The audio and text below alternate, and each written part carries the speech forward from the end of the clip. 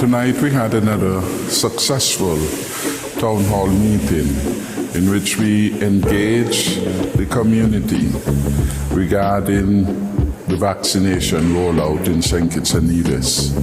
As of this afternoon, we had just under 6,000 persons who have been vaccinated.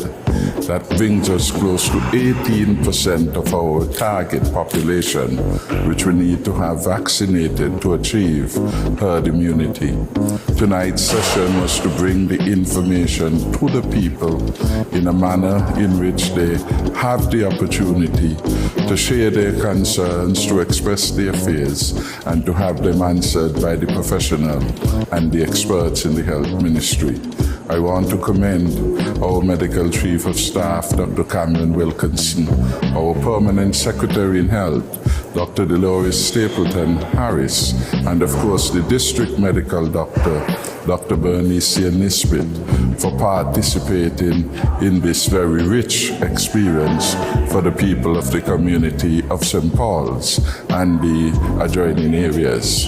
I think this has been highly successful. We had a sense of joy. We at the end of the question and answer period, a number of persons moved forward to have their vaccination. That tells me that it was very persuasive, it was impactful, and it has helped. And I know these persons are going to be ambassadors. They're going to be out there with their own experience, sharing with others, and as a consequence, we're going to have more persons participating in the program.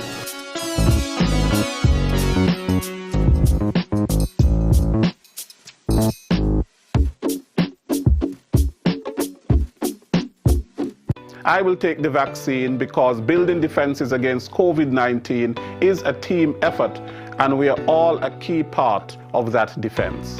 I definitely will be taking the vaccine when it's my turn. I will be taking the vaccine as it is an important tool in the fight against the pandemic. It is important for me to vaccinate to ensure that if I do become infected with the disease, it can prevent hospitalization. In addition, it also helps with herd immunity. I will take the vaccine to protect myself, my loved ones, my clients, my co-workers, my community. St. Kitts and Nevis, why do we need to vaccinate? Kenisha? So we can jab COVID-19 away.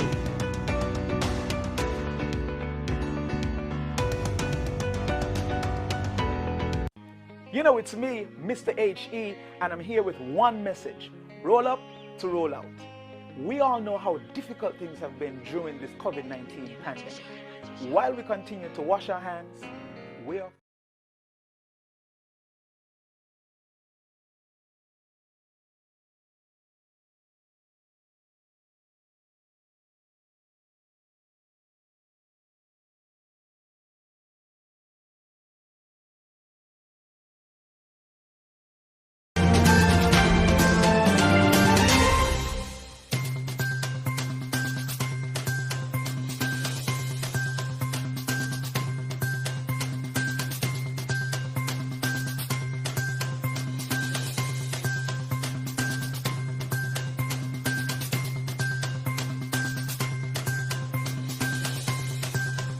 is on.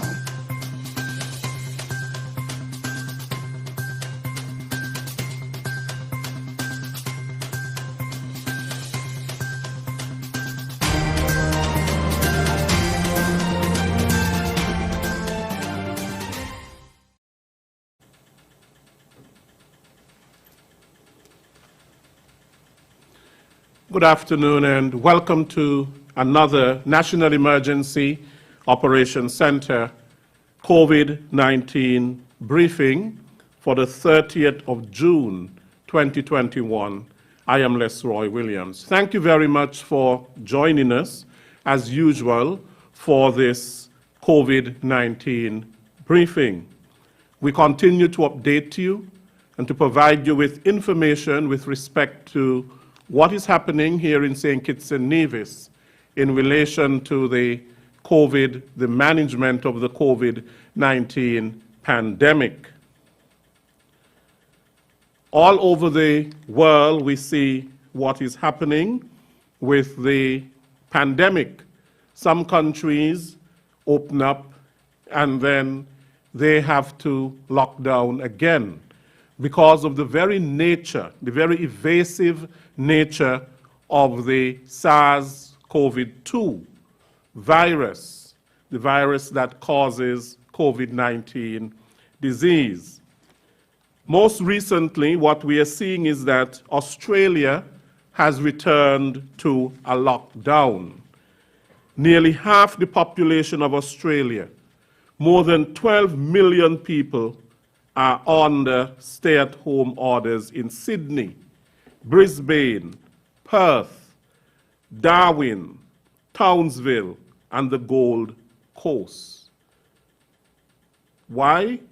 Over fear of the Delta virus.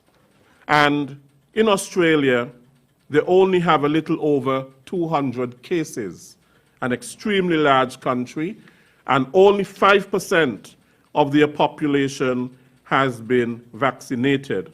Why did I give that preamble? I gave that preamble basically to show that here in St. Kitts and Nevis, we are not alone. We are not alone. Other countries are experiencing the very same thing because of the COVID-19 virus.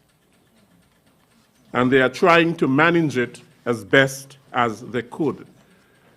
I would first invite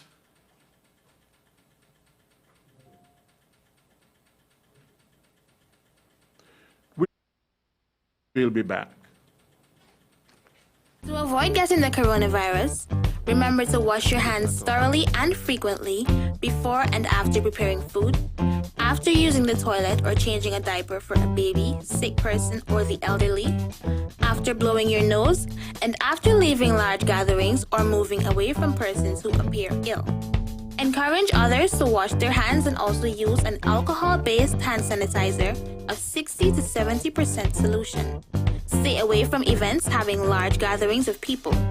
You can expose yourself to more possible infections in large groups. Also, avoid sharing cutlery, cups, glassware, etc. with others. Viruses can linger on these items and may be transferred this way.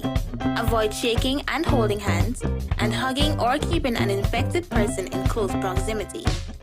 This is a message from the Ministry of Health and the National Emergency Management Agency, NEMA. The symptoms of the coronavirus are similar to those of the common flu or cold, which are consistent coughing and sneezing, fever that does not go away, and difficulty breathing. If you are experiencing any of these symptoms, it is advisable to stay at home until you recover, or if you want to go to your doctor, call first and tell your doctor of your symptoms, any recent travel or contact with travelers. And lastly, please avoid spitting in public. Recent cases have shown that people most likely to be at risk if they contract the virus are persons over age 60 and persons that have an underlying medical condition such as hypertension, diabetes, kidney disease, or a respiratory condition. It is advisable to avoid large crowds or other places where you might have to come in contact with people who are showing signs of the coronavirus. This is a message from the Ministry of Health and the National Emergency Management Agency, NEMA. The Centers for Disease Control and Prevention, CDC, the expert body on coronavirus, has released guidance for general public and healthcare professionals on the symptoms of the virus. A person could be at risk if they have any or all of the following: fever and symptoms of lower respiratory illness, such as coughing or difficulty breathing after traveling to areas with positive cases, or having close contact with someone who is ill and is now under investigation for the virus in the past 2 weeks. Fever or symptoms of lower respiratory illness after having close contact in the past 2 weeks with someone who has been confirmed to have the virus. The CDC defines close contact as being within about 6 feet 1.8 meters or within the room or care area of a person with the coronavirus for a prolonged period without appropriate protective clothing or having direct contact with the infectious secretions of a person with the virus without protective clothing. Coronaviruses are particularly dangerous for people who have weaker immune systems, like young children and older adults. To protect yourself from the virus, try to avoid contact with people who display symptoms similar to those of pneumonia or the common cold, like coughing or a runny nose. Don't touch your eyes, nose, or mouth with unwashed hands. Wash your hands frequently with soap and water and scrub for at least 20 seconds. Use alcohol-based hand sanitizer when possible. Be careful when handling pets. The only current treatment for coronavirus being offered is supportive in nature. If you notice any of these symptoms and conditions, please contact your nearest professional healthcare setup. Help spread this information to everyone. When you feel a sneeze or a cough coming, try to prevent sneezing or coughing into your hands, as this will contaminate your hands and spread germs. Covering your mouth prevents the spread of germs. You probably knew that, but the way you cover up also matters. And that means breaking a habit you've done all your life. Cover your mouth and nose with flexed elbow or a tissue, not your hands. Discard the used tissue in an appropriate bin immediately. Then, wash your hands with soap and running water to help stop the spread of germs. Turn on water. Wet hands. Apply soap and lather up. Focus on washing your hands for at least 20 seconds. Wash the front of your hands, the back, between fingers and around the nails. Rinse hands under running water. Use something clean to wipe your hands, preferably a disposable paper towel. The best way to wash your hands is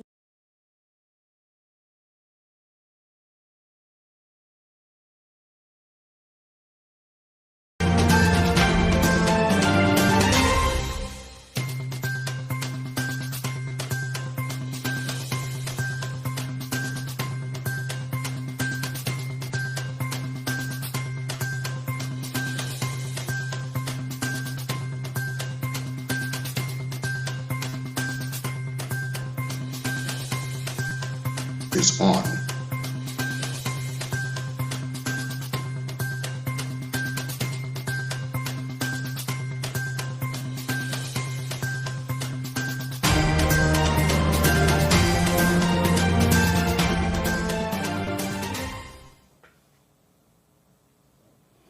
Good day and welcome to the National Emergency Operations Center COVID-19 briefing for the 30th of June 2021. Thank you very much for joining us. I am Les Roy Williams. I do want to apologize for the little difficulty that we had, a technical difficulty a while ago. Thank you very much for your patience and thank you for staying with us for this briefing.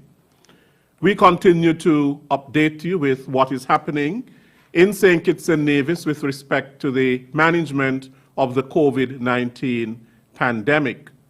Of course, you know the COVID-19 pandemic and its management has taken up, in all of the countries really in the world, it has taken up a lot of time, energy, and effort in managing it.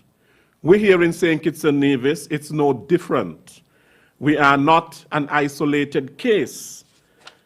For example, Australia, a very big country, millions of people have returned to lockdown. So we are not in a unique situation.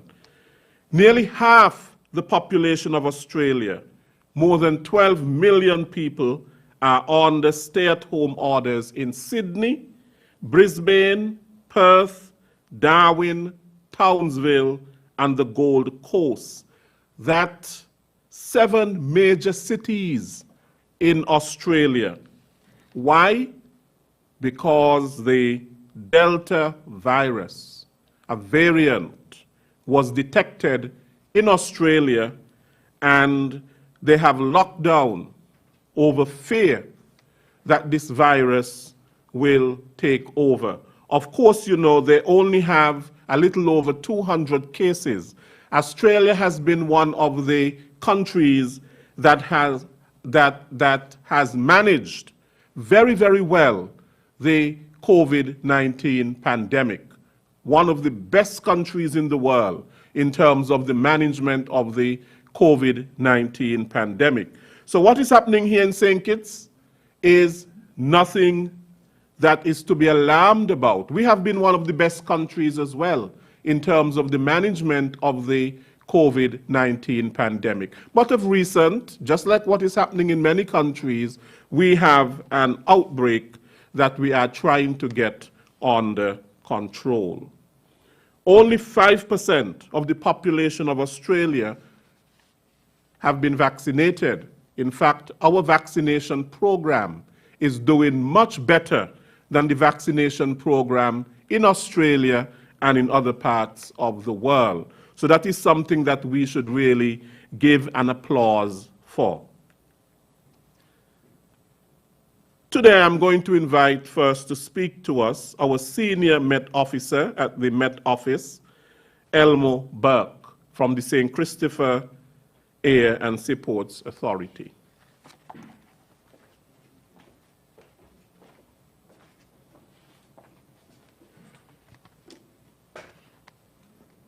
Thank you, Leslie. Good evening to the viewing and listening public. The St. Kitts and Nevis Met Services are currently monitoring 2 weather systems. The first one, which would have been, if you look at the diagram here, it's clearly identified by the tropical wave that's labeled A. That is the one that is currently affecting us here in St. Kitts and Nevis. That would have influenced the weather conditions across the Federation for most of the day. For us here in St. Kitts and Nevis, we would have seen mostly cloudy conditions to overcast skies, some of which would have been accompanied with moderate to heavy showers as well as some thunderstorm activity. This morning, from this morning into midday thereabout, we would have recorded about 40.4 millimeters of rainfall just from the passage of the system. The system is not finished with us as yet. We anticipate some more showers as the system moves in a westerly direction, moving away from us here in St. Kitts and Nevis. The other system that we are closely monitoring is now designated as potential tropical cyclone number 5, and that is labeled as B for reference purposes, and it's moving in a west-northwesterly direction. Based on the early projections, it's anticipated that the center should be passing over the Windward Islands sometime Friday into Saturday. However, for us here in St. Kitts and Nevis, we do not want to discount the possibility that the weather might be influenced by the system. As persons can recognize, it's a growing system, and we anticipate it to continue to strengthen. And as such, as it continues to approach the island chain, we will be providing additional updates for us here in St. Kitts and Nevis. So we want to encourage the general public to, over the next few days, to stay tuned for information coming from the St. Kitts and Nevis Met Services as we update you as to the approaching weather system. Thank you.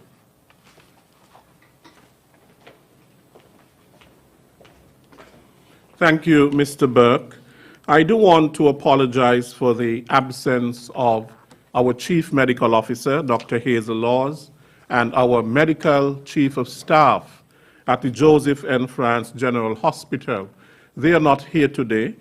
They have taken a day off, and of course it's a well-deserved day off. As you know, many people have been saying that they look very tired.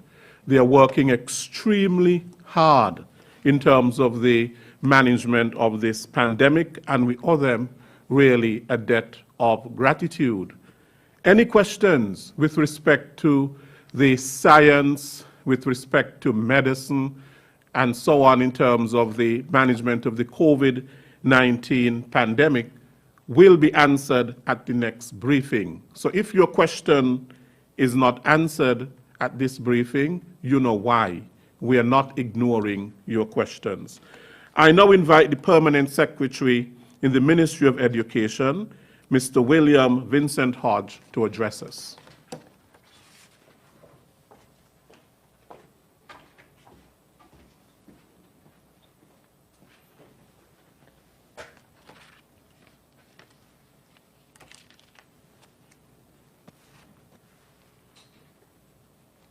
Thank you, Mr.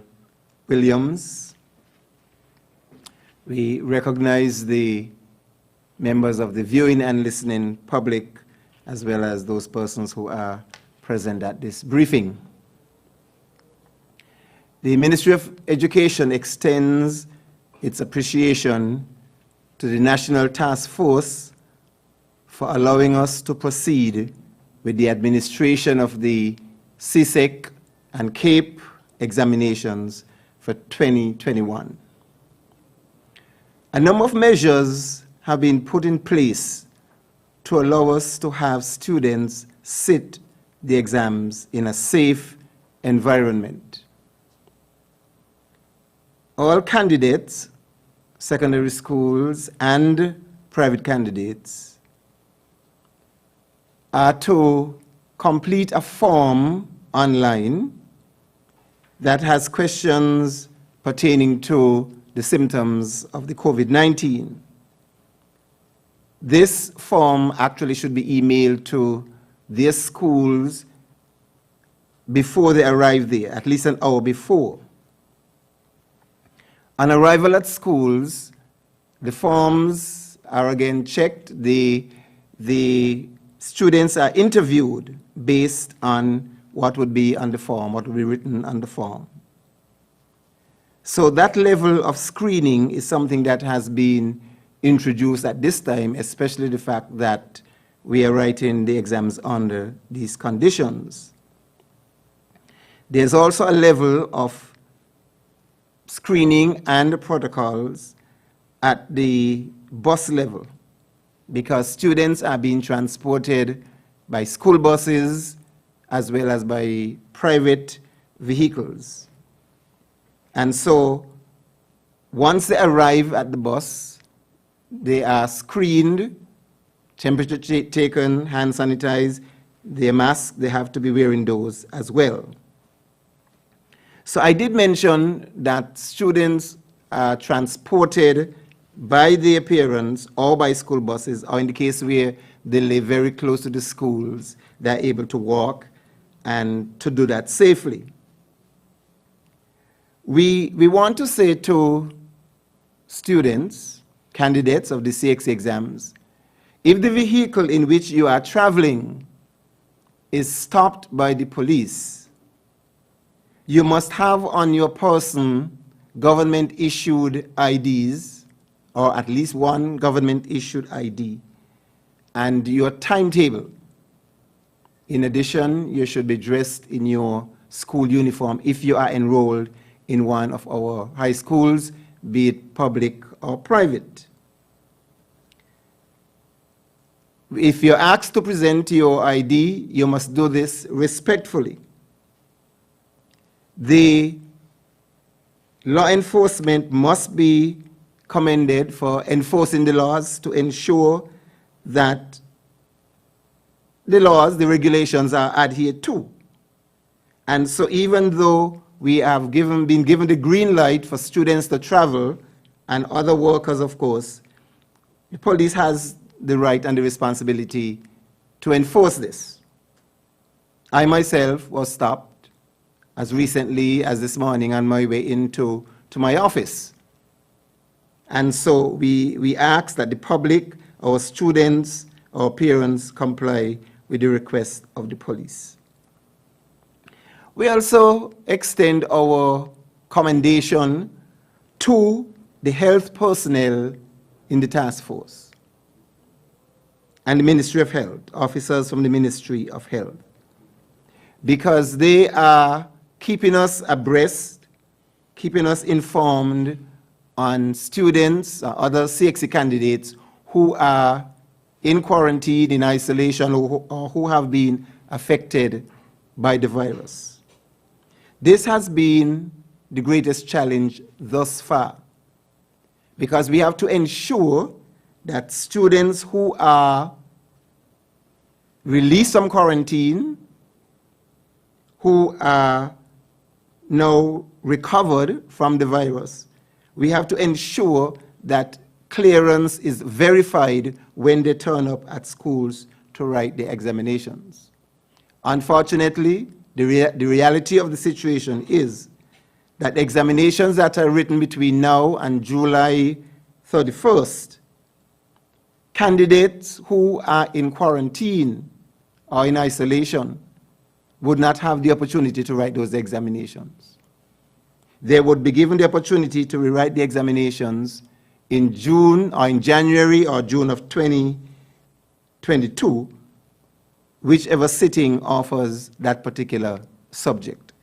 So we know that this is a major concern for students, for parents and teachers, because we want to ensure that our students are given the best opportunity to succeed. During this time of year, school would have been winding down. Students would have been completing the examinations. The other students, primary and secondary students, other than the CXC. Well, normally CXC actually would have been finished. CXC would have been finished.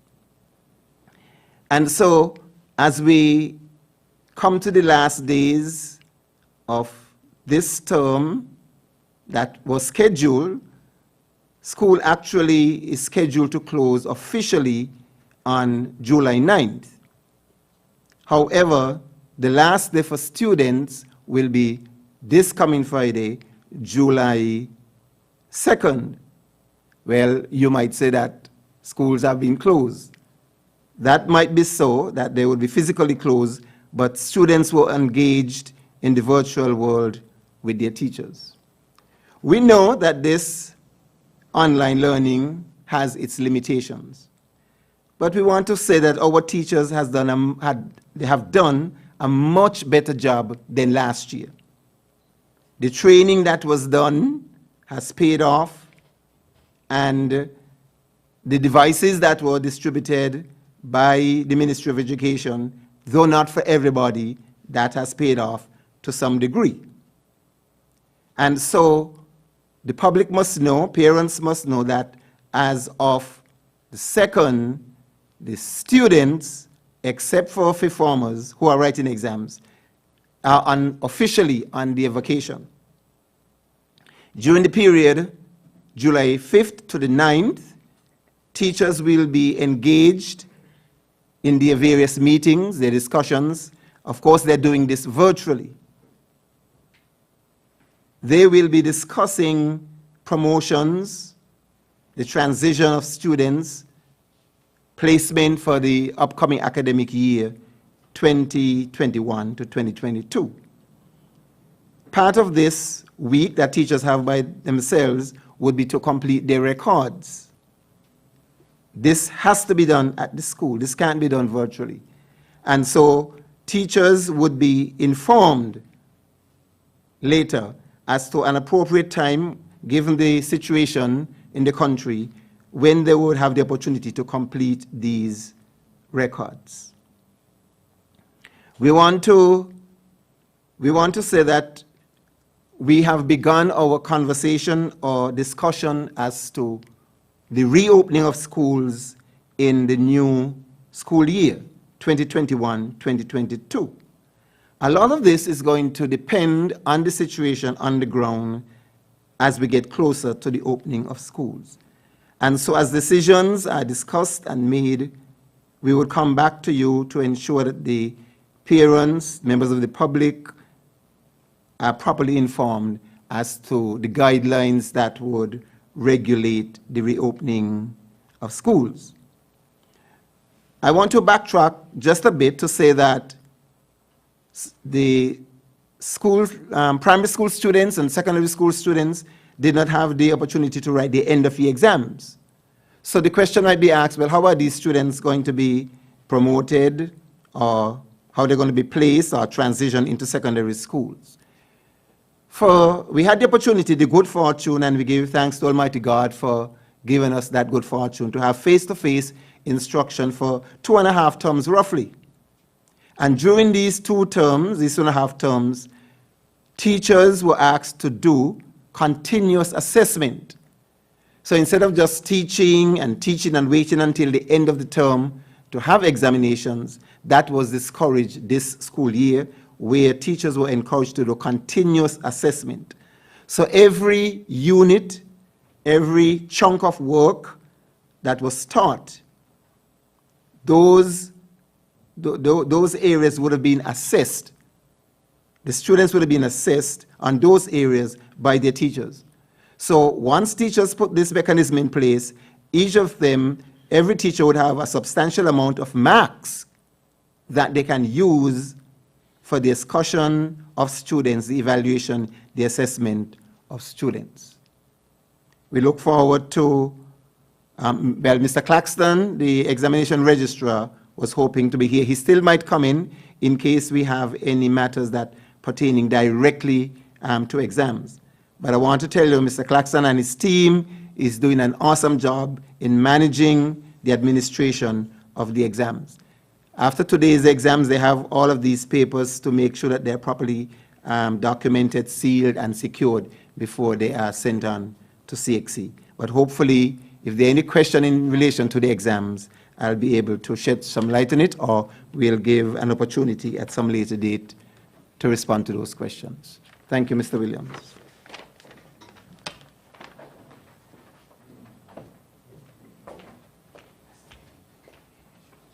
Thank you, Mr. Hodge. I would now invite the Permanent Secretary in the Ministry of Social Development and Gender Affairs, Mrs. Janelle Lewis Tafari, to address us.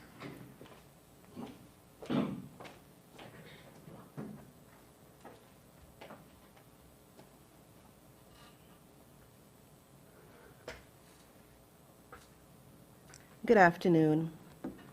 The Ministry of Social Development continues to coordinate efforts to provide relief to persons affected by the pandemic.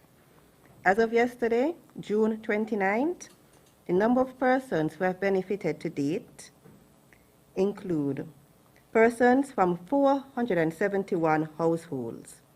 Of these households, 302 were in quarantine or isolation, and 169 had heads who were either unemployed or who had reduced income. The ministry has recently met with representatives from NEMA, Agriculture, and People Empowerment to discuss how we can provide healthier food options to recipients of the food packages, and at the same time support our local farmers.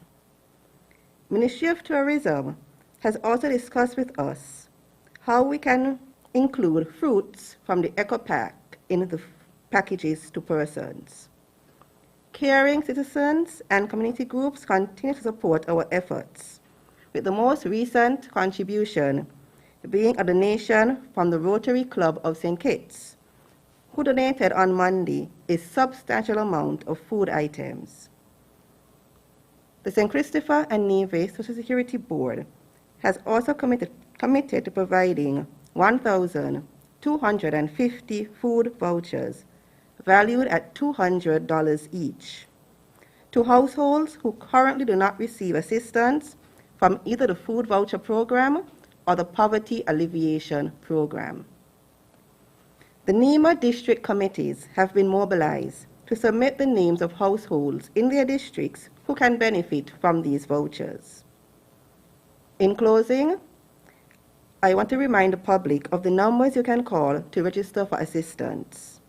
662-7710, 662-7710, 662-6473, 662-6473, 662-5539, 662-5539, and 662-5993. 662-5993. Persons from the Spanish-speaking community are also welcome to contact us, as we do have members of staff who are fluent in Spanish and would be able to assist you should you need that type of assistance. Thank you, and do stay safe.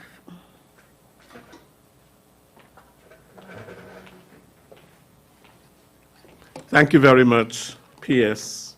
Louis Tafari. I now invite Superintendent Cromwell Henry to give us his presentation on the law, on the regulations with respect to the statutory rules and orders number 25 of 2021.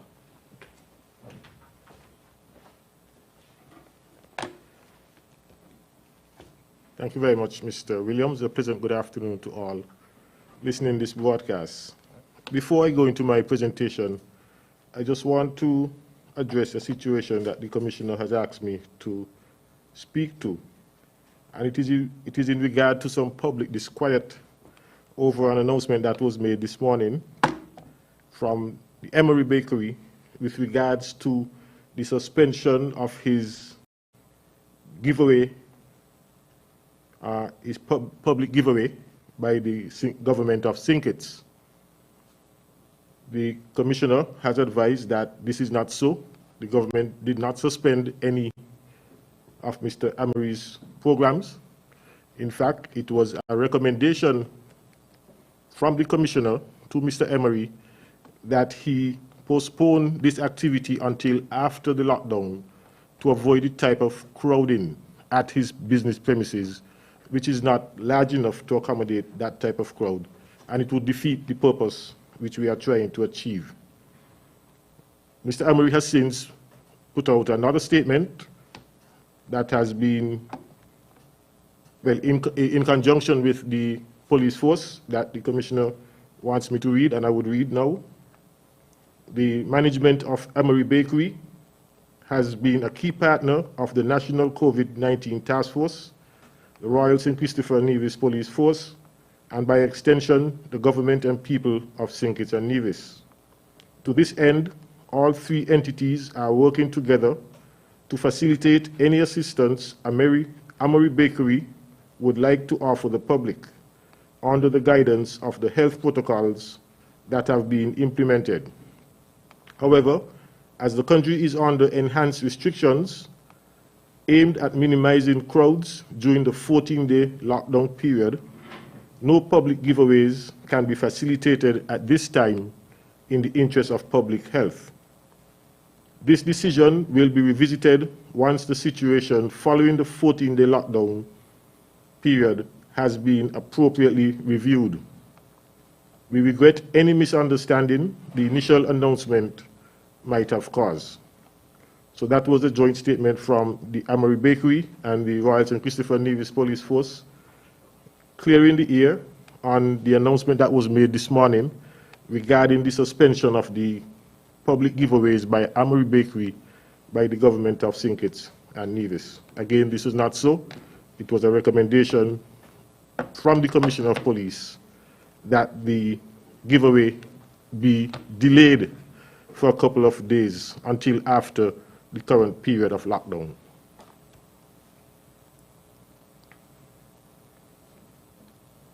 The emergency powers COVID-19 regulations continues until July 6. It provides for periods of 24-hour curfews and periods of limited operations. 24-hour curfew starts at 6 p.m. nightly until 5 a.m. on July 1st, Thursday, July 1st. A period of limited operation begins at 5:01 a.m. until 6 p.m. on July 1st and 2nd. Then a nightly curfew begins again at 6 p.m. and ends at 5 a.m. the following day on those days. So on July 1st and 2nd, from 5 a.m. to 6 p.m., there will be a period of limited operations. And then from 6 p.m. until 5 a.m., there will be nightly curfews on those 2 days. The 24-hour curfew begins again at 5:01 a.m. on Saturday, July 3rd. until 5 a.m. on Thursday, July 6, when we can expect to get new regulations to extend the curfew and limited operation days to July 11th. During the period of limited operation, only essential businesses such as bakeries, supermarkets, pharmacies, banks and credit unions, and medical offices are permitted to operate. The Commissioner of Police has approved the opening of restaurants for takeaway or delivery service only. Bars are not permitted to open, and they should remain closed as liquor licenses are suspended. Approval has also been given to hardware stores to open on these 2 days to accommodate persons who may wish to do repairs in preparation for the weather systems that are affecting the region at this time. All other businesses shall remain closed unless specifically authorized in writing by the Commissioner of Police. We ask persons, when you go out to shop for supplies on these days, whether at the supermarket or the hardware stores, to avoid situations that puts you at risk for infection. We ask that you wear your mask, maintain a physical distance of 6 feet when you are standing or waiting in lines, and sanitize your hands after touching frequently touched surfaces.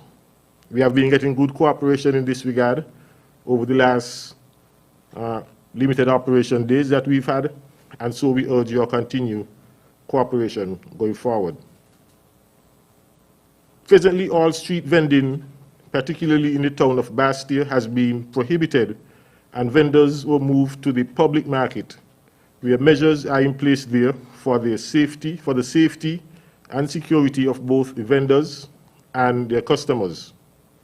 We would like to see this continue even beyond this current crisis that we are battling.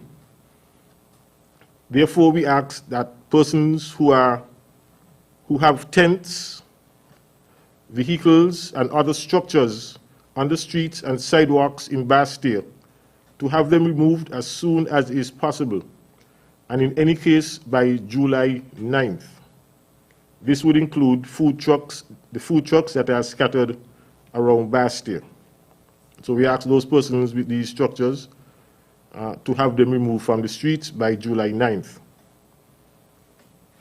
With regards to the licensing of vehicles ending with 6 and 7, the licensing authority has approved the waiving of the vehicle inspections that is required for vehicle licensing.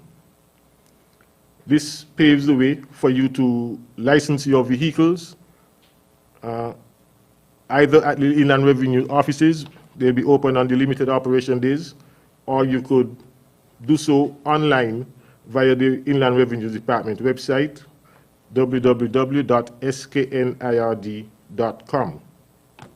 I'm advised that the Inland Revenue Department will be open from 8 a.m. to 12 p.m. on Thursday 1st and 2nd July. Just some announcement also for farmers. We have made some provisions for farmers, both food crops and livestock farmers. On the 24-hour curfew days, you will be permitted to visit your farms between the hours of 5 a.m. and 7 a.m. and between the hours of 3 p.m. and 5 a.m. Sorry, 5 p.m. Between the hours of 5 a.m. and 7 a.m. in the morning and 3 p.m. and 5 p.m. Now, if you visit your farm at 5 a.m., you can stay until 5 p.m., but you cannot come down, you cannot be on the streets after 7 a.m. or before 3 p.m. On limited operation days, all farmers and fishers are permitted to operate between the hours of 5 a.m.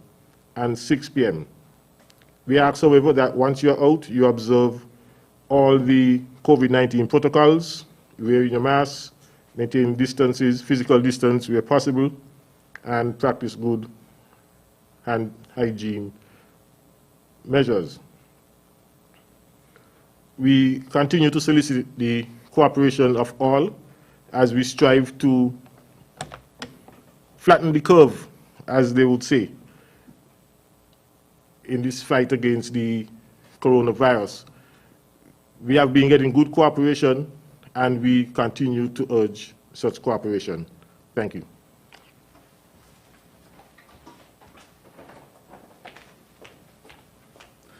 Thank you, Superintendent Henry. I now invite Dr. Marissa Carty, the Public Relations Officer at the Health Emergency Operations Committee.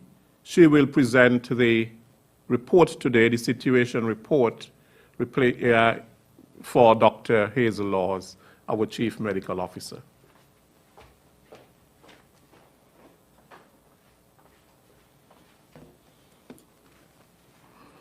Thank you, Mr. Williams, and a pleasant good evening to all listening. This evening I present the Health Emergency Operating Committee Situation Report for Wednesday, 30th, 2020.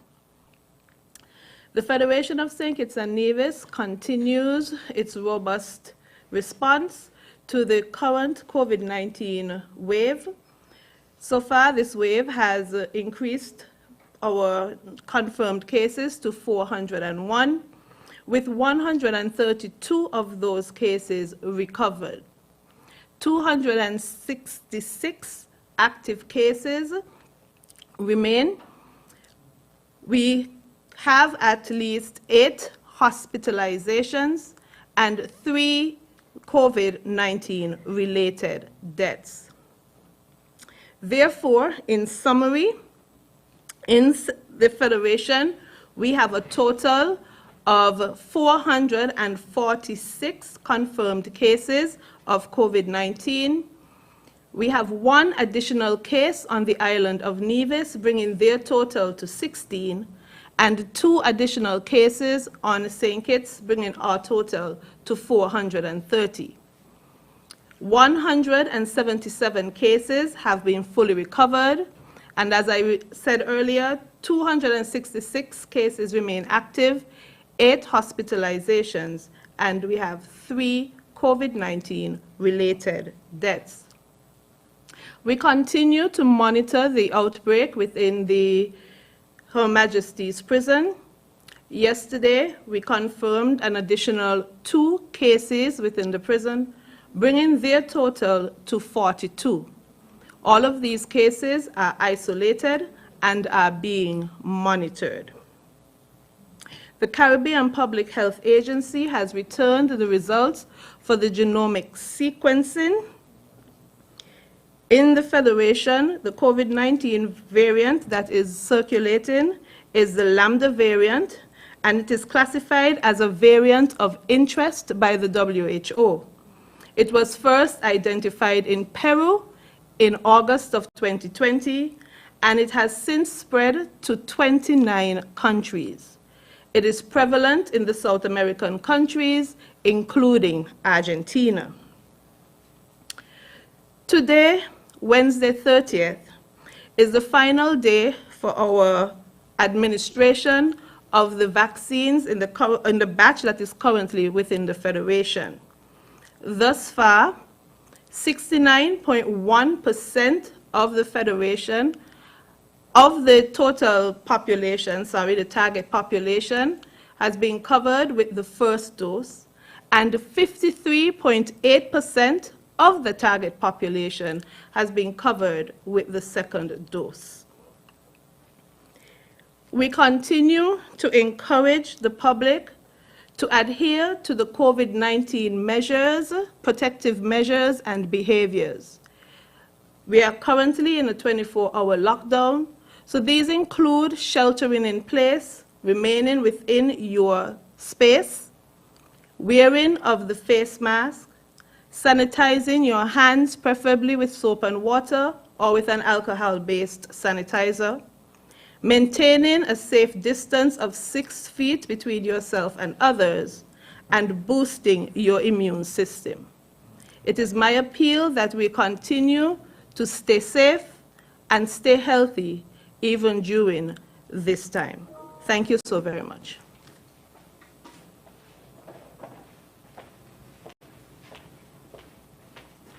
Thank you very much, Dr. Carty for your presentation and for filling in for the Chief Medical Officer. I now take the opportunity to invite to address us the Chair of the National COVID-19 Task Force and the National Disaster Coordinator at NEMA, Mr. Abdias Samuel.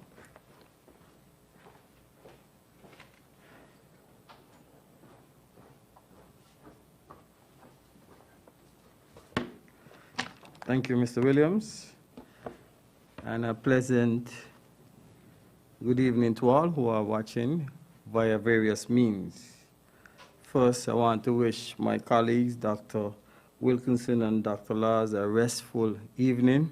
I know Dr. Wilkinson is listening because he already called me and told me the audio, that when he was not getting audio. So, Doctor, I know you're watching. And I also, Dr. Laws, I wanted to get some rest, but I can assure you she's home but working still. The present weather conditions that is being faced in the region will be causing some interruptions in the region. To date, we have not received any information whether flights will be disrupted in the Windward Islands. So persons who intend to travel to the Federation or travel to the Windward Islands, please check with the airlines to see if there will be any disruption to any flights. We have not received information regarding disruption to any flights that will be coming from the United States of America.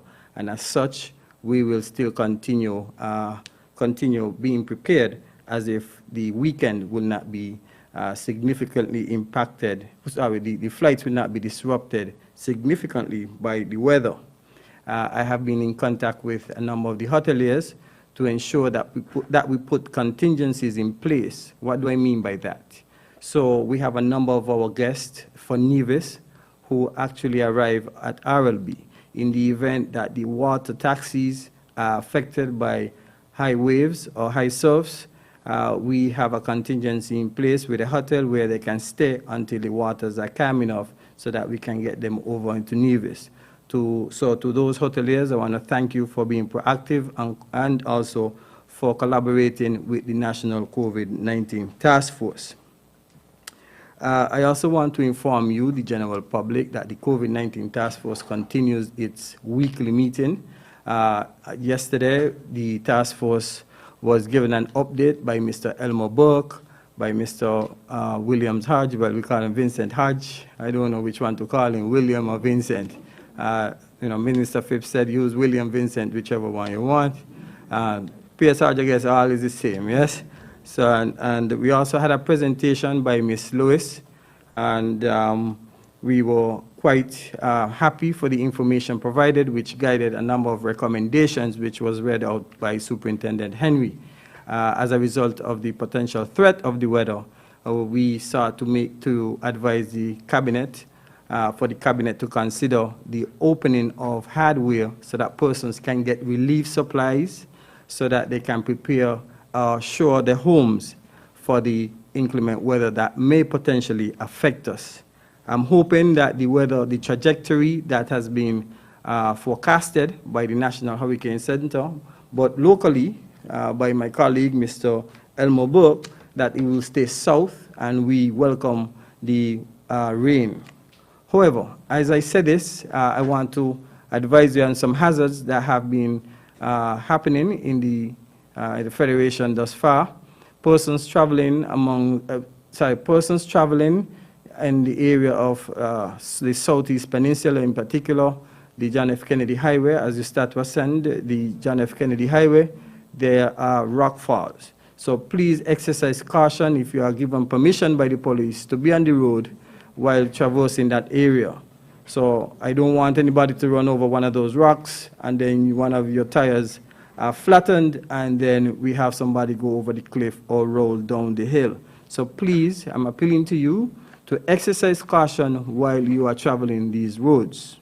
I am also asking persons to exercise caution in parking your vehicles in known waterways, for example, Westbourne Gut, College Street Guts, and other guts throughout the island. There are many waterways that interface or interact with our road networks, and in this regard, this can interrupt the flow of traffic.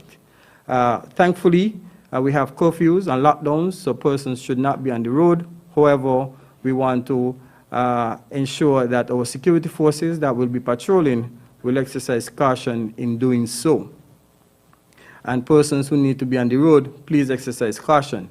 We have engaged ACP Adams, the Commissioner responsible for operation, to consider giving persons who have vehicles parked in the gut to just go, remove your vehicle from the gut, park your vehicle in a safe area, and then please return to your home immediately.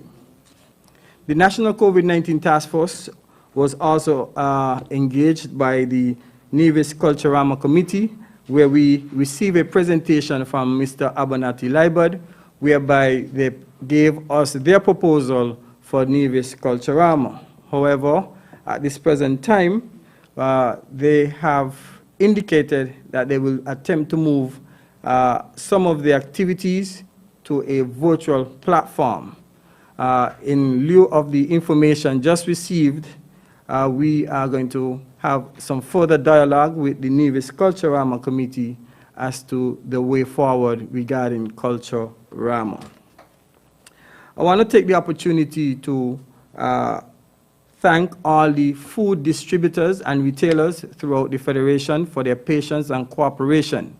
I also want to thank the Commissioner of Police, who is a senior member of the National COVID-19 Task Force, Superintendent Henry, and all senior members of the police force who have been facilitating these retailers in terms of allowing their staff to restock their shelves and also to be able to go to the distributors, the warehouses, and collect their food items so that they can restock. This is in preparation for the limited days of operations where persons are going to have to go and get some supplies. However, let me pause here. I want to appeal to you, the general public, as my colleagues before me would have stated. If you do not have to leave your home, please stay at home. 2, please consider sending one person from your household to go and shop on your behalf. If you have multiple places to visit for essential services, please develop a plan where one person from your household can go to one place and one person from the other can go to another place. This would reduce the number of persons gathering at any one location at any one time. Please consider these tips.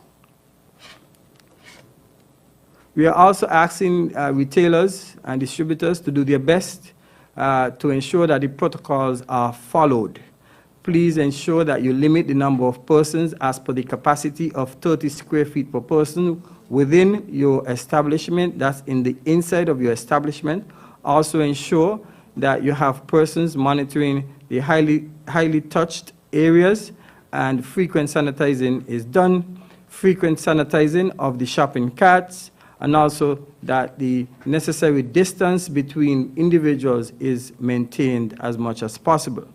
We want to ask that these retailers, whether it's supermarkets or corner shops or rural shops, as we call them, or whatever we want to call them, that you do your best to protect your cashiers who will have to interact with individuals. And the best protection is to ask them to wear the mask. Please ensure that you have a sign indicating that for you to access the property, you must wear your mask, and to enter, you must wear your mask while inside, and please encourage them to wear the mask while leaving the property on their way to the next stop. I also want to reach out to the public transport service providers. Please ensure that your customers who you will be transporting from point A to point B sanitize their hands before entering your vehicle, and also that they wear the mask while in the vehicle, and please encourage them to wear the mask wherever they are going. The National COVID-19 Task Force continued its engagement today, whereby we looked at the strategy, the security strategy for the policing of the curfews, the 24-hour lockdown. We also looked at our communication strategy, And we also looked at we also received updates as to what is happening at Nevis regarding the management of the borders, meaning the moving of persons from St. Kitts to Nevis and Nevis to St. Kitts. And from the updates and the information received, we are quite comfortable that it is being properly managed. In order for you to move, you would have to receive permission from the Commissioner of Police for you to traverse between islands. To date, we have seen persons who are either in quarantine at Nevis and needs to travel to St. Kitts where they reside, or persons from Nevis who have been quarantining in St. Kitts that need to go to Nevis. Those are the numbers we see moving between St. Kitts and Nevis. Again, allow me to appeal to all that if you do not need to move or travel at this time, again, please stay at home. The National COVID-19 Task Force, in its effort to be proactive, we have begun the discussion of the reopening strategy when the time of the lockdown ends, once we see a steady progression of the downward decline of positive cases or positivity rate. Once this is steady and the science advises us that we can now safely reopen, we will be consulting with a number of stakeholders throughout the Federation in terms of opening sector, the prioritization of sectors, the protocols and measures that will be in place, the recommendation of the support by the regulation for us to do so safely. This is something that we are going to take seriously, and it's going to be done thoroughly and methodically because we are thinking of sustainability. There's a major focus for us to review the protocols for the returns of cruises. That's on the top of the priority for us, the return of cruises, and also, as stated by Dr. Wilkinson in his presentation on leadership matters, the possibility of reducing the quarantine period for persons entering the Federation of St. Kitts and Nevis. I also want to wear in my two caps as the National Disaster Coordinator. It would have been my responsibility as well to engage a number of our national subcommittees. In this regard, I want to focus this afternoon on the National Utilities Subcommittee.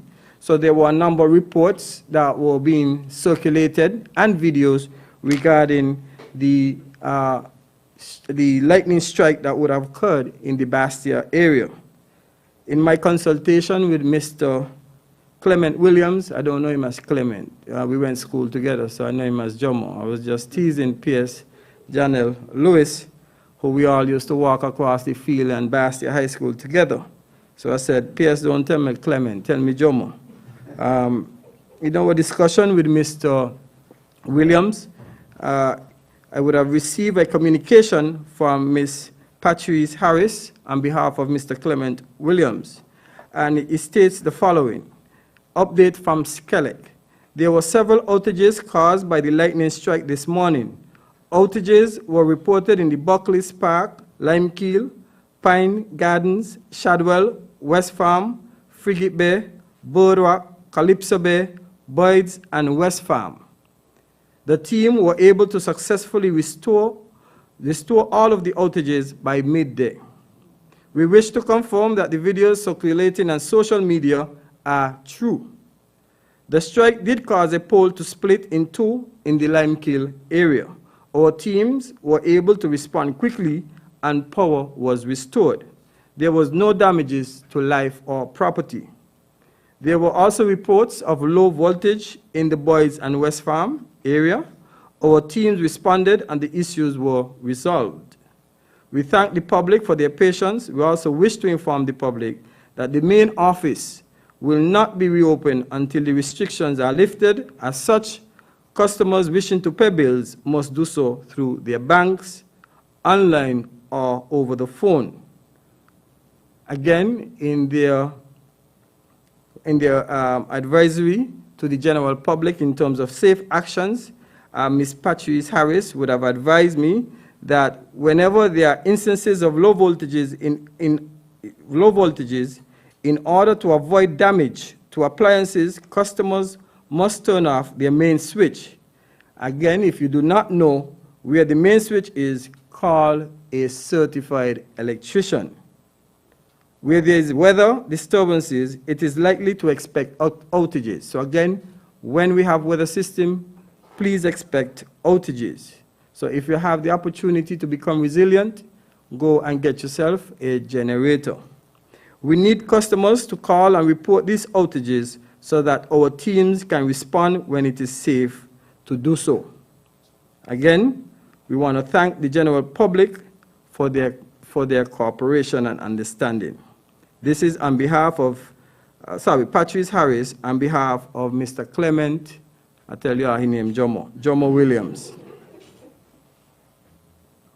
I also now want to basically advise you, the general public, and this is how the national mechanism functions. So I also receive reports from Flow, Digicel, and also the cable, our telecoms providers. Flow advised me through a submission by Mr. David Lake as stated by the following. On behalf of Mr. David Lake, General Manager, the senior management team and staff of Flow wishes to express their solidarity and support to the leadership of the COVID-19 task force and supporting teams including the NEOC, HEOC, NEMO, the Ministry of Health, and the security forces, who continue to do a fantastic job in providing steadfast leadership to curb the spread of the novel coronavirus. With respect to the lightning strike this morning, Flow is currently working on an assessment report to determine the number of customers that have been impacted. Some customers' modems have been damaged, and these will be replaced in a timely manner once a fault report is received. Flow, therefore, implores all customers that were impacted to report services issues by dialing 611 or sending a WhatsApp message to our virtual store 669-3569. Additionally, Flow retail store on St. Kitts will be open with limited access on Thursday and Friday from 9 a.m. to 1 p.m. for technical support and critical customer care only. Again, technical support and critical customer care only. Flow wishes to remind all customers to unplug both electrical and telephone lines from their modems and to set top boxes to protect them from lightning damage. Continue to stay safe and connected during this inclement weather. If you would permit me, I would also like to read the joint statement that was issued by the telecoms provider. And this is that the Digicel will be, to ensure that citizens of the Federation remain connected, Digicel, St. Kitts Nevis, the cable and Flow are taking actions to ensure that our citizens continue to have access to the full suite of telecommunication services. As such, the cable, Digicel, and Flow will operate under the reduced working hours of 9 a.m. to 1 p.m. on Thursday 1st and Friday 2nd July, and again on Thursday 8th and Friday 9th July for technical support and critical customer care only. Customers must observe all COVID-19 protocols, including face masks, hand sanitizers, temperature checks, and limited time in stores. And limited in-store capacity. I really need glasses, man. Over the upcoming period of restricted movement, our telecommunications providers will endeavor to ensure that all of our citizens remain connected during this time. All customers are encouraged to utilize their non-contact option for bill payment and access to customer care. This non-contact option listed below are available via the respective social media pages of Digicel and the cable. And here and it gives you the contact information, which may take a little too long for me to read, but I will just give you the website, www.digicelskn.com, thecable.net/pe, and you could go to discoverflow.co/fastpay 2.0. In speaking with Ms. Pat Walters from the cable also received minimal damage from the passage of the weather system. Also, Ms. Dion Emtaj reported minimal damage as well, and their teams are doing further assessment to their systems.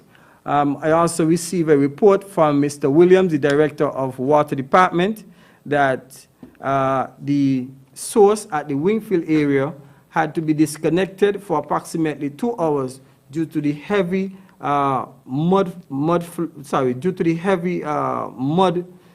muddy waters that would have rushed down from the mountainside. This was disconnected, and further assessment is being done in this particular area. So, ladies and gentlemen, you see what the impact that tropical systems can have on the Federation, whether directly or indirectly. And in this regard, I want to ask you to continue to prepare, be resilient, use the opportunity on Thursday and Friday to go to the hardware stores, get yourself whatever supplies, materials to either restock or either to make repairs on your homes. I want to take this opportunity right now to thank Ms. Janelle Lewis and the work that her team is doing, in preparing these care packages. They're working day and night to ensure that they collect the information, prepare these packages which are personalized for each household, and then have them delivered to these households. I also want to thank 869 To Go, who have decided to partner with the Ministry of Social Development to help deliver these items. I also want to thank Mr. Jason Clark, the convener of the Utility National Transportation Committee, who has been working assiduously to ensure that we have drivers and that we have access to the government resource vehicles to be able to deliver these care packages. We're asking persons to be patient. There's a lot of work to be done. There's a lot of information being collected, and we are going to reach to every single one of you. I also want to thank the NEMA district volunteers, in particular the district managers and assistant managers, for their diligence that they have done in collecting the information for the voucher program that is being supported by Social Security. So again, these are the mechanisms that we have in place as a small island developing state to ensure that we are resilient as a nation once we are faced by any type of hazard or disasters. With that said, I want to thank the general public for your support. And the last thing I want to say, tomorrow's behavior has to be one of good order and discipline. If we do not have good order and discipline, in the next 14 days, we may have potential challenges. The pattern has been set that if you don't have good order when we go to these supermarkets, when you go to the hardware, and then you don't wear your mask, you don't do the necessary things to protect yourself and your neighbor, then we may have challenges 14 days down the road. So this is what's going to happen. From next week of the limited days operation, we are going to monitor the next 14 days thereafter to ensure that no clusters develop from the opening of these 2 days. Once these clusters don't develop from those 2 days, and we continue to see the downward trend in positivity rate or detection of positive COVID-19 cases, and we don't have no major impact for any type of tropical activities from the Atlantic, then we can basically say we are heading in the right direction. However, the outcome of this is not dependent on no national COVID-19 task force, no government, or anyone else. It's dependent on the behavior that we display during these 2 periods of limited days of operation.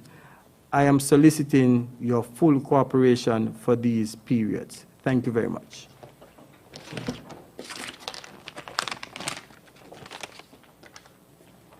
Thank you very much, Mr. Samuel.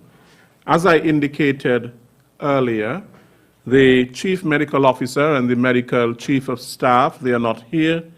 Most of the questions that were sent are in relation to them. There are questions in relation to the vaccine and things of that nature. Those questions will be answered at the next press briefing that we have. They're here to answer those questions. However, we do have some questions pertaining to education and additionally to law enforcement. This first one goes to Superintendent Henry. Is it true that a student was stopped by the police on his way to the exam because he did not have a timetable or some other document on him? As a result, the student was unable to write the exam, although he showed to the police the timetable on his phone.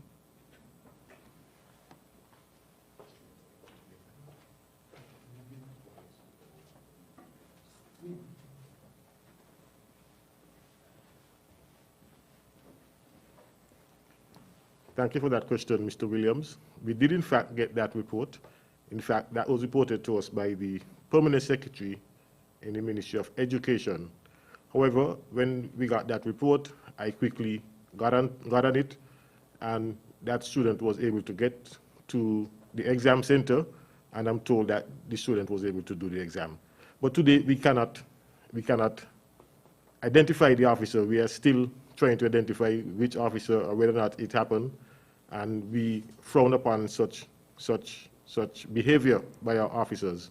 Our officers were instructed to facilitate students who are on their way to exams, whether they have passed or not, as long as they are in uniform and they indicate that they were going to do an exam, they should be facilitated. So we do not condone any police officers preventing any student from sitting exams.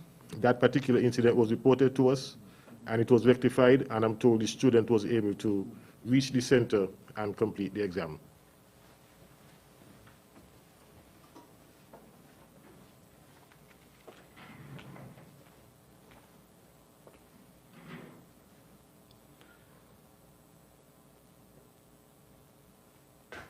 The Permanent Secretary of Education appealed to students on their way to taking their exams to behave respectfully when stopped by police. Do you think it is unreasonable to ask that the police provide leadership in this regard by behaving professionally and respectfully when they are enforcing the law? After all, we are at war against the virus and not against each other.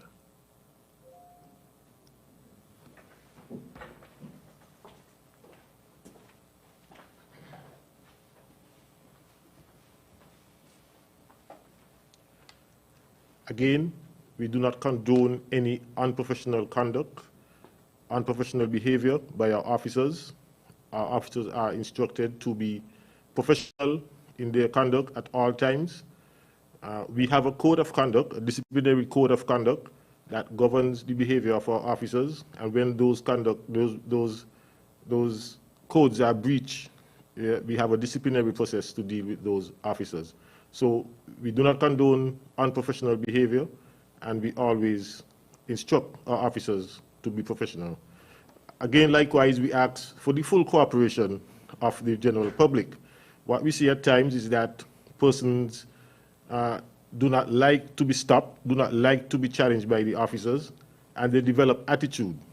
And so they would get a reaction from the officer, and then they turn and accuse the officer of being unprofessional. So we ask for cooperation on both sides. We ask, if you're stopped by the officer, to ask your whereabouts, where you're going, to politely answer and respond according to the questions that you're asked. And I'm certain that you would get like return from the officers. Thank you.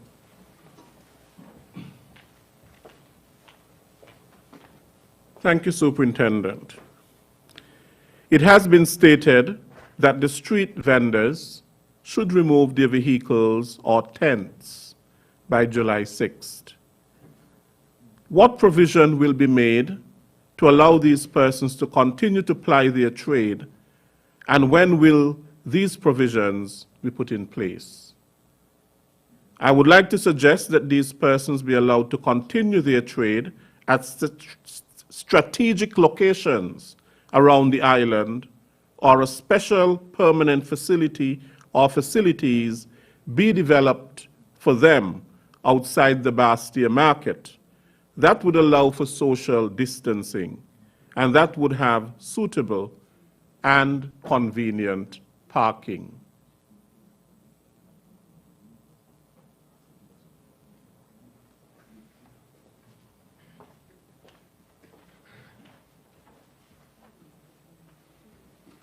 Thank you again, Mr. Williams.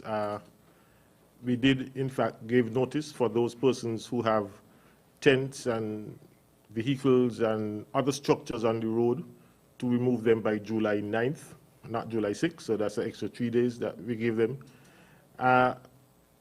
Currently, the vendors are operating from the public market, and from our reports, they are quite comfortable. The market is spacious, and there is sufficient accommodation there for these vendors. It's a safer environment, it is well ventilated, and we believe that it's better for the aesthetics of Bastia. So we ask that vendors stay off the street, ply your trade in the public market, and I'm certain that there will be other opportunities, other measures that we put in place to facilitate vendors, other vendors who may wish to apply their trade. But for now, we ask that vendors use the public market and to remove their tents and other structures from the streets by the time stipulated.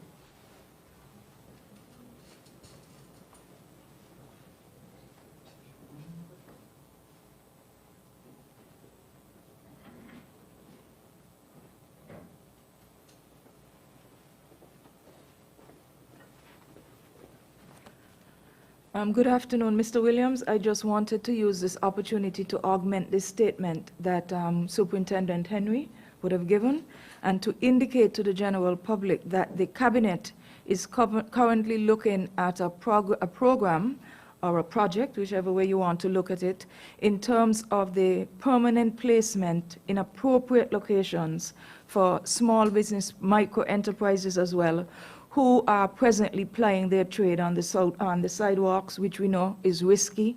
And from the indications that we have received from the Ministry of Health, that type of gathering also could contribute to the spread of COVID-19.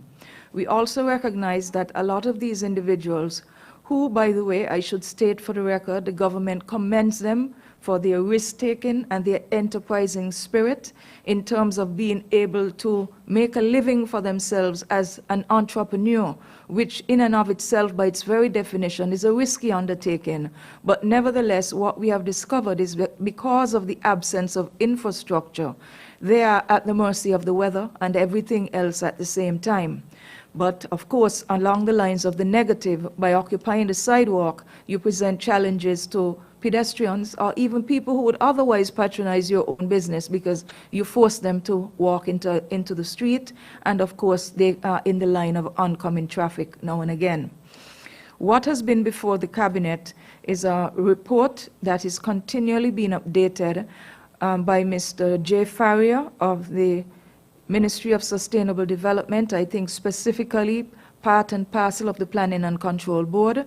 There is a committee that has been put in place to look at that long-term response to what do we do with our small entrepreneurs.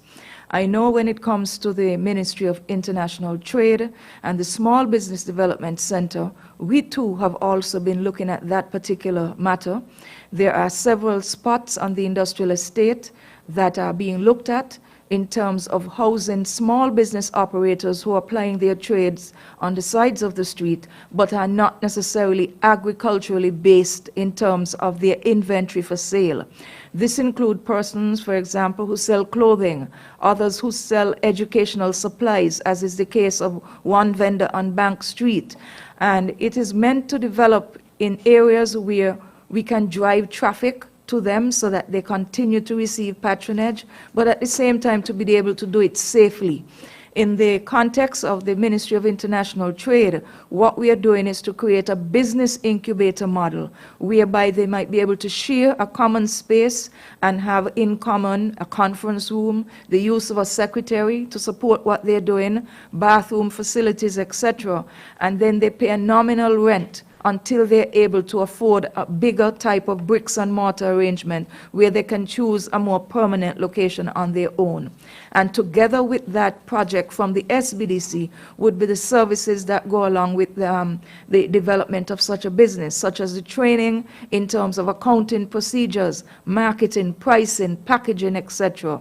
And by extension, we are also working on similar arrangements for agro-processors, those people who manufacture bottled drinks, confectionery, jams, jellies, etc., condiments like ketchup, etc., marmalade, whatever might be the case. So it is a project that is ongoing, and we will bring further details to the public when they become available. Thank you.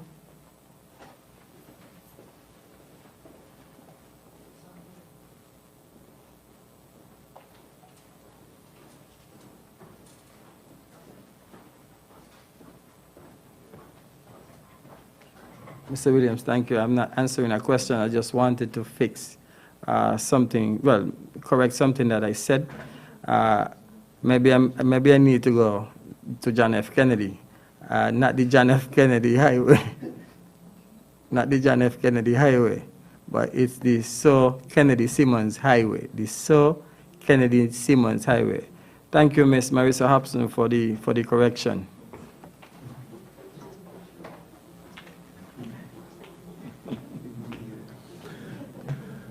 Thank you. Okay.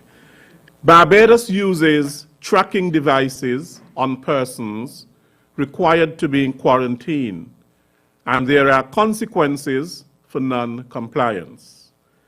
When will we pursue such a route for greater monitoring of persons who should be in quarantine? Superintendent.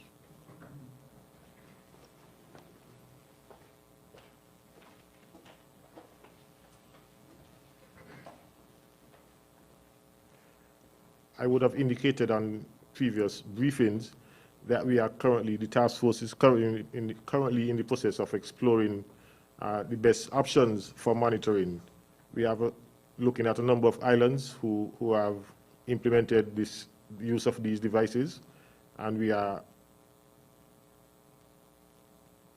exploring, as I say, to determine which is best suited for our situation here. And as soon as we determine that, they will be implemented. Our legislation has already provided for it. It's only a matter of acquiring the devices. So I'm hopeful that very shortly we'll be able to utilize these devices.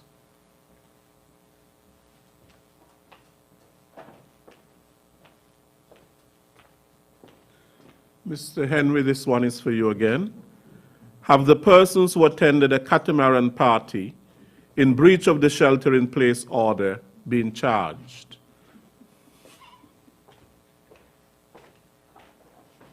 Well, I've heard of that report, but we haven't had any evidence of it. No one has indicated who this catamaran belongs to, who was on the catamaran when it occurred. So we do not have any evidence, so we cannot charge anyone. But I would want to take the opportunity to advise against such activities. They are illegal. The regulation prohibits any type of social event, any type of social activity, private parties, and such activities of such nature. They are against the law, and they carry stiff penalties if you are convicted in court. So we ask persons to avoid these type of gatherings and to keep yourself safe.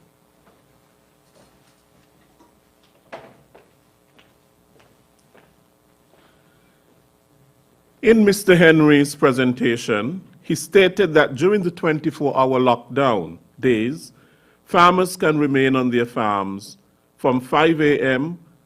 until 3 to 5 p.m., provided they do not leave their farms. My question is, are fishers permitted the same revised arrangement at sea to conduct their activities like farmers?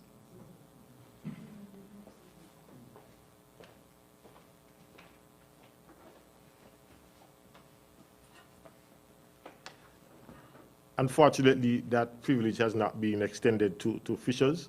The fishers are only allowed to operate on limited operation days. They have the entire day from 5 a.m. until 6 p.m. But who knows? Maybe we may give consideration to it, but for now, only farmers, livestock, and crop farmers are permitted to be out during the curfew days between 5 a.m. and 7 a.m. and 3 p.m. to 5 p.m. And as I indicated, if you happen to go to the farm at 5 and you want to come down at 3 or 4 or 5 in the afternoon, that's fine.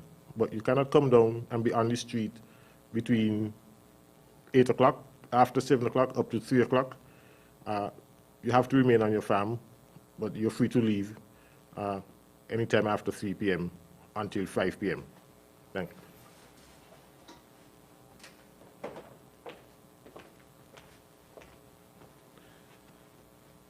Why can't Skelec open? There are persons on prepaid who need to top up.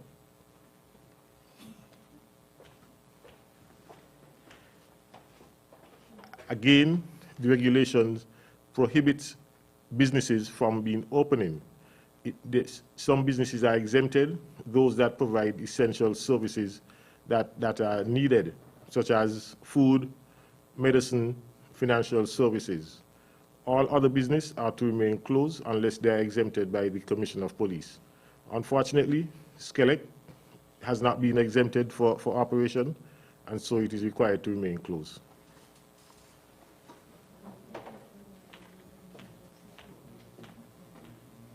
Thank you, Superintendent.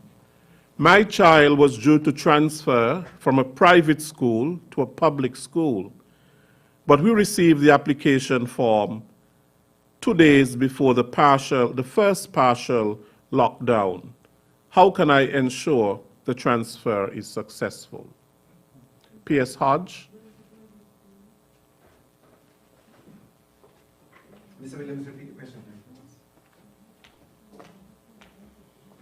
I will repeat. My child was due to transfer from a private school to a public school, but we received the application form 2 days before the first partial lockdown.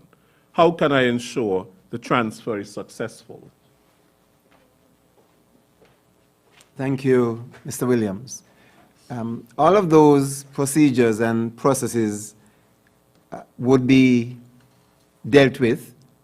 We are now moving into the stage where we are discussing the transitioning of students from primary to secondary, internally from one grade to the other, as well as transfers in. So all of these are things that are going to be processed by the Office of the Chief Education Officer.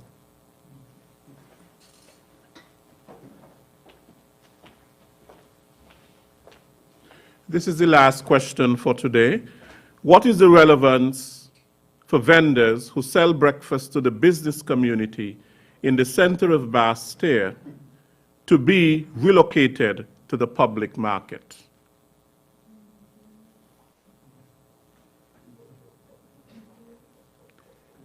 Who would answer that one?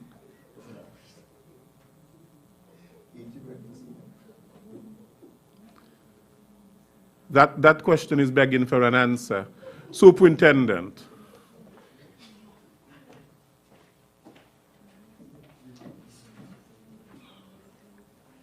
As Minister Phipps would have indicated that the public market is not the final on the issue of vending. Other projects, government has other projects, other such opportunities for vendors that are in the planning stage, and I'm certain that provisions will be made for that. There is the issue of food trucks. I'm told that there will be a park, an area that is will be designated for food trucks, where they could sell their breakfast and maybe lunch, but not on the streets of Bastia. So we look forward for that place that will be designated where persons can vend from their food trucks. But again, we want to avoid having the type of congestion that is caused by trucks parking on the side of the road and people blocking the sidewalk to buy food from these trucks. Thank you.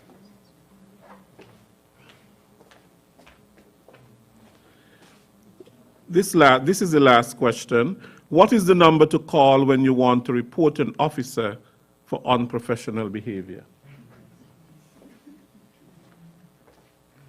Well, we have an Office of Professional Standards. You can call any police station and make that report, and that report will be relayed to the Office of Professional Standards, and it will be thoroughly investigated.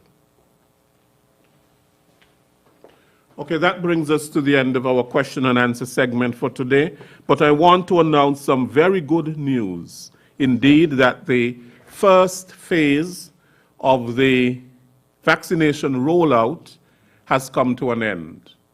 The first phase of the vaccination rollout campaign here in St. Kitts and Nevis has come to an end today. And the numbers today, 1,235 persons were vaccinated. 106 received their first dose. 1,129 received their second dose. Therefore, we have 69.4% of persons receiving their first dose and 57.2% of persons receiving their second dose. The total doses that have been administered are 41,850 doses of the vaccine have been administered. This indeed is extremely good news. Something I want to explain though. Sometimes when people hear 69.4% of those who would have taken their first dose, sometimes they're thinking that it is 70%. We're supposed to reach 70% for herd immunity, and so therefore 69.4 would mean that you only need 0.6. That is not the case. It has to get up to 100. So it means then that of the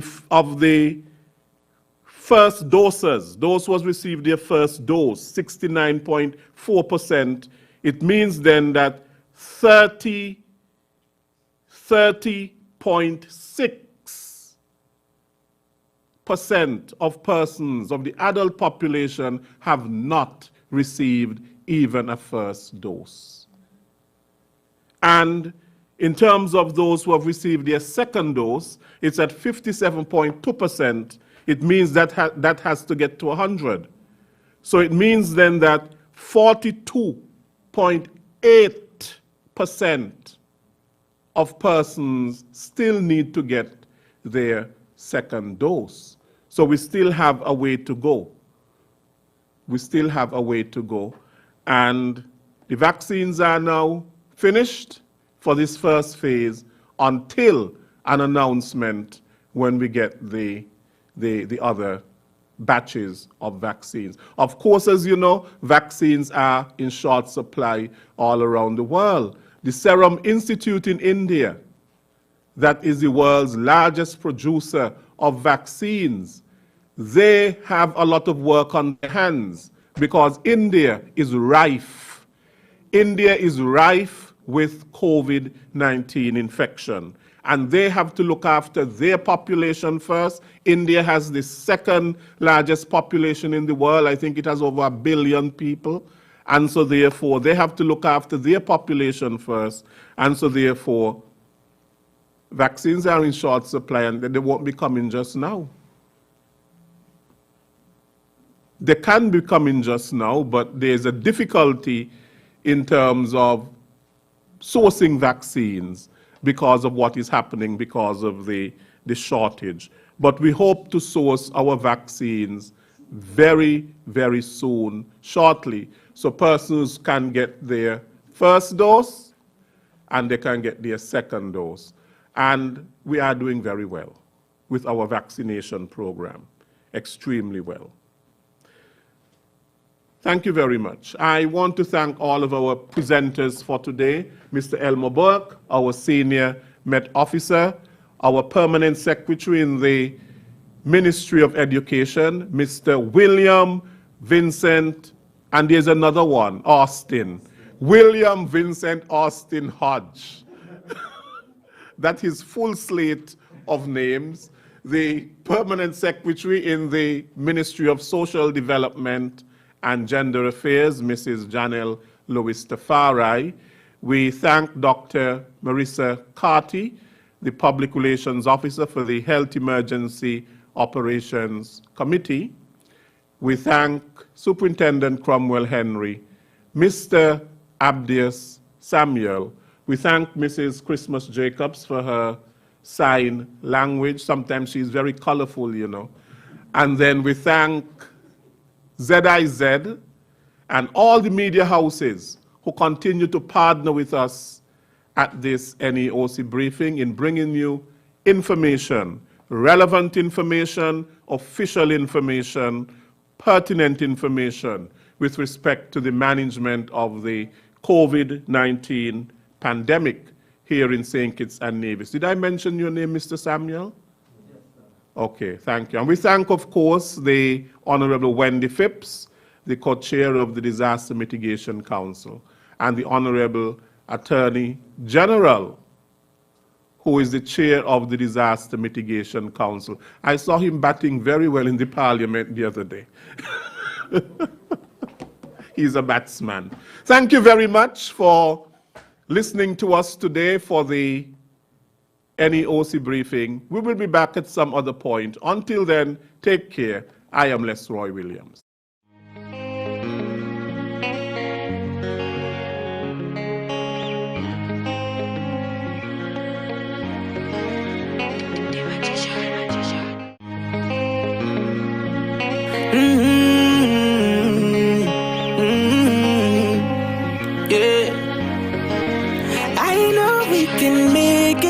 It's only just a phase. Once we're vaccinated, and everybody gonna be safe. Everybody gonna be one safe. One people.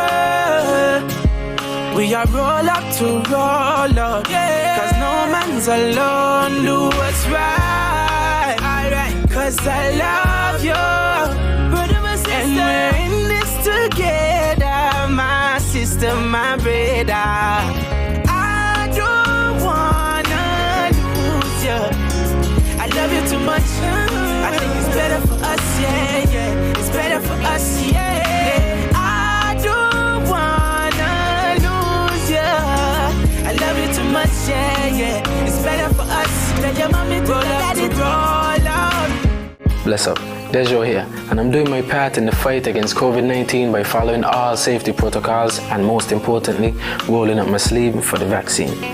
So I'm encouraging you to do the same, because that's our best shot of protecting ourselves, our family, and our friends.